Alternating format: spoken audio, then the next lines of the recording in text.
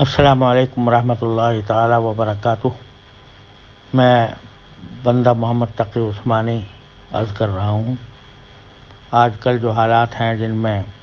Corona virus کے خطرے کی وجہ سے زیادہ تر لوگ گھر پر ہیں،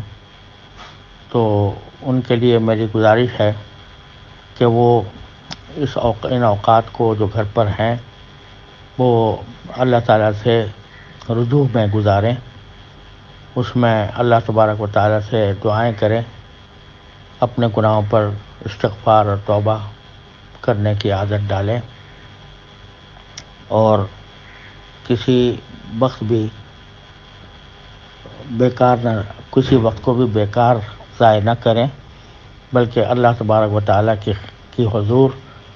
دعاؤں میں اور تسبیح میں اور استغفار میں صرف کریں۔ اور اس وقت خاص طور پر میں سمجھتا ہوں کہ ہر مسلمان روزانہ کم از کم 100 مرتبہ، اور اگر زیادہ ہو سکے تو اور زیادہ، لا الہ الا انت سبحانک انی کنت من الظالمین، اس کا ورد کرتا رہے۔ انشاءاللہ اس ورد کے نتیجے میں اللہ تبارک و تعالیٰ یہ مصیبت مسلمانوں سے اور بلکہ پوری انسانیت سے انشاءاللہ ٹال دیں گے، کیونکہ قرآن کریم نے جہاں پر یہ فرمایا ہے حضرت یونس علیہ السلام کا واقعہ بیان کرتے ہوئے، تو وہاں یہ بھی فرمایا تھا فَنَجَّيْنَاهُ مِنَ الْغَمِّ وَكَذَلِكَ نُنْجِي الْمُؤْمِنِينَ، کہ جس طرح حضرت یونس علیہ السلام کو ہم نے نجات دی تھی، اسی طرح ہم مومنوں کو بھی نجات دیں گے۔